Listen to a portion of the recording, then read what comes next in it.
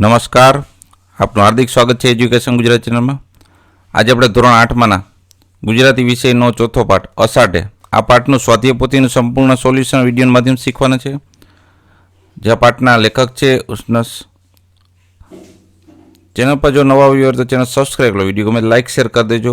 Like ઓછા આવે છે, ખાસ લાઇકની જરૂર છે, તમારા સપોર્ટની જરૂર છે. પ્રશ્ન પહેલો છે, નીચેના દરેક પ્રશ્નના ઉત્તર માટે આપેલા વિકલ્પમાંથી સાચો વિકલ્પ શોધી તેનો ક્રમ અક્ષર પ્રશ્ન સામે આપેલા જે બોક્સ છે ને એમાં લખવાનું છે. બરાબર. પહેલો પ્રશ્ન, કવિ ક્યારે તણખલું તોડવાની ના પડે છે?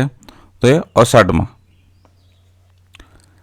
બીજો પ્રશ્ન, કવિ અષાઢના પ્રભાતમાં શું ઓઢવાનું ના કહે છે?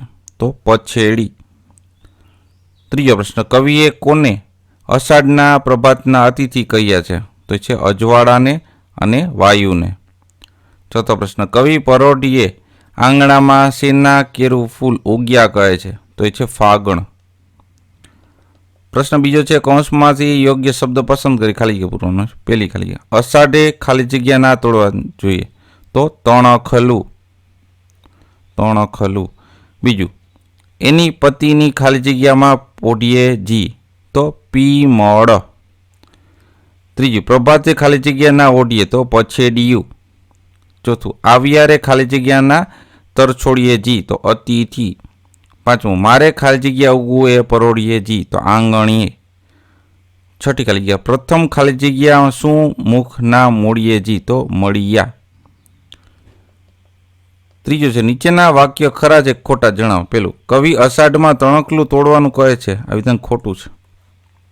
બીજું, અષાઢમાં ધરતી પર ઉગેલા ઘાસમાં ધરતીનો શ્વાસ હોય છે, આ વિધાન ખરું છે.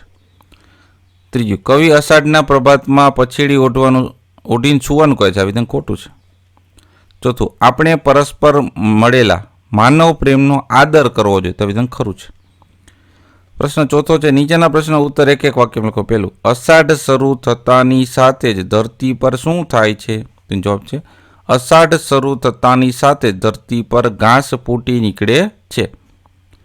બીજો પ્રશ્ન, કવિ અષાઢમાં ઘાસને તોડવાની ના કહીને શું કરવાનું કહે છે?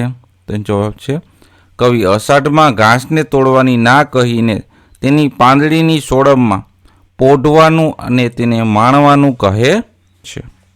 ત્રીજો પ્રશ્ન, અષાઢના પ્રભાતે પછેડી ઓઢીને સૂઈ જવાથી શું નુકસાન થાય છે? તેનો જવાબ છે અષાઢના પ્રભાતે પછેડી ઓઢીને સૂઈ જવાથી તેના અજવાળા જતા રહે છે અને તેની સાથે આવેલો પવન પણ પાછો જતો રહેવાનું નુકસાન થાય છે.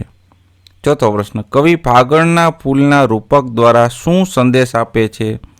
તો જવાબ છે કવિ ફાગણના ફૂલના રૂપક દ્વારા પરસ્પર માનવ પ્રેમ સાહજિક છે, તેનો આદર કરવાનો અને તેનાથી મુખ ફેરવવું યોગ્ય નથી એવો સંદેશ આપે છે.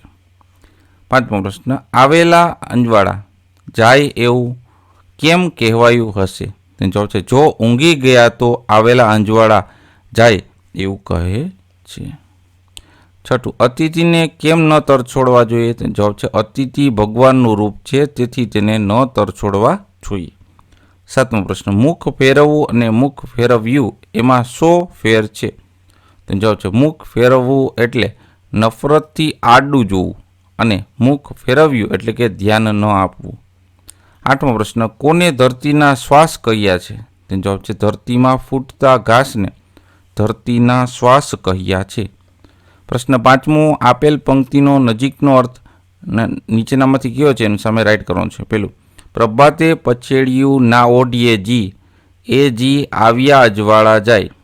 તો એ ઓપ્શન બી સાચો છે. વહેલા ન ઉઠીએ તો સૂરજના પ્રકાશથી વંચિત રહી જવાય. બીજું, આવ્યા વાયુએ વળી જાય, તો આવેલો પવન પાછો વળી જાય. એ વાક્ય છે સાચું છે. ત્રીજું, પ્રથમ મળ્યા શું મુખના મોડીએ જી. તેમાં અ છે પહેલી વાર કોઈને મળીએ તો મોઢું ન ફેરવી લેવાય. પ્રશ્ન છઠ્ઠો, કવિતા મુજબ નજીકનો અર્થ ધારેમાં રાઈટ કરવાનું છે અને એ શબ્દનું વાક્ય બનાવીને લખવાનું છે. તો તણખલું એટલે કે ઘાસની સળી. તો અંગારો પડતા તણખલા સળગી ઉઠ્યા, એ વાક્યથી બરોબર. બીજું, પછેડી એટલે કે ચાદર. તો પછેડી હોય એટલી જ સોડ તાણવી. ત્રીજું પ્રથમ એટલે કે પહેલું, તો પ્રથમ સમરીએ તુજને ગણપતિ દેવા. ચોથું વાયુ એટલે વાયરો, વાયુ વેગે વાત પ્રસરી ગઈ. પ્રશ્ન 7મો છે આડા અવળા થઈ ગયેલા શબ્દોને યોગ્ય સ્થાને મૂકી વાક્ય ફરીથી લખો. તો પહેલું વાક્ય બનશે એની પતિની પીમળમાં પોઢીએજી. બીજું વાક્ય થશે પ્રથમ મળ્યા શું મુખના મોડીએજી. ત્રીજું પ્રભાતે પછેડિયું ના ઓઢીએ જી.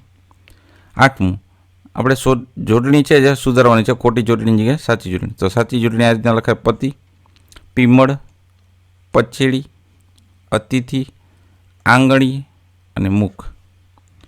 પ્રશ્ન 9 છે નીચેના શબ્દના બે સમાન શબ્દ લખો. તણકલું એટલે તરણું અથવા સળી, ઘાસ એટલે ખડ અથવા ચાર, ધરતી એટલે પૃથ્વી અથવા જમીન, ફૂલ એટલે પુષ્પ અથવા સુમન, પીમળ એટલે કે સોડમ અથવા સુગંધ, પ્રભાત એટલે સવાર અથવા અરુણોદય, અજવાળું એટલે પ્રકાશ અથવા તેજ, અતિથિ મહેમાન અથવા પોરણો.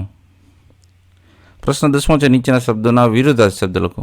અંજવાળાનું થશે અંધારા, ઉગ્યું થશે આત્મીય. પ્રશ્ન 11 નીચેના શબ્દોના ધ્વનિઓ છૂટા પાડી લખો. આ રીતના લખાય ધરતી છૂટા પડે છે બરાબર ધ્વનિ, શ્વાસ, પતિ અને અતિથિ. પ્રશ્ન 12 છે નીચેની ધ્વનિઓ જોડીને શબ્દ બનાવો. તો પહેલાનું થશે મુખ, બીજાનું ફાગણ, ત્રીજાનું પ્રથમ, ચોથાનું ફૂલ. પ્રશ્ન 13મો છે નીચેના શબ્દોના શબ્દકોષ્ઠના ક્રમમાં ગોઠવો. તો સૌથી પહેલામાં આવશે અષાઢ, પછી ઘાસ, ધરતી, તણકલું અને પીમળ. બીજામાં આવશે અતિથિ, આંગણિયું, પરોઢ, ફૂલ ને મુખ. પ્રવૃત્તિમાં છે ઉદાહરણ મુજબ કરવાનું છે બરાબર. અહીંયા ઉદાહરણ આપ્યું છે રીતના અન્ય શબ્દો ગોતવાના હતા પાઠમાં. તો અરજી, આરતી, ઇટાલી, ઉપરી, ઋષિ ને અંજલિ આવશે. આ સ્વરાંત શબ્દો અને સ્વરાંત ન હોય શબ્દો અલગ પાડવાના હતા. તો અષાઢ, તણકલું, અતિથિ, ફૂલ ને ફૂલ છે એ સ્વરાંત શબ્દો થયા. સ્વરાંત ન હોય શબ્દોમાં સાક્ષાત, સદ, પ્રભાત, બલાત, મહમ. ત્યારબાદ ત્રીજો પ્રશ્ન છે ઉદાહરણ પ્રમાણે આમાં ગમે રીતના ચિત્ર પૂર્તિમાં તમારે અષાઢ લખવાનું છે બરાબર. તો આ પાઠ આપણે ચોથાના સ્વાધ્યાય પોથીનું સંપૂર્ણ સોલ્યુશન જોતા રહો. એજ્યુકેશન ગુજરાત ચેનલ શીખતા રહો. થેન્ક યુ, આભાર.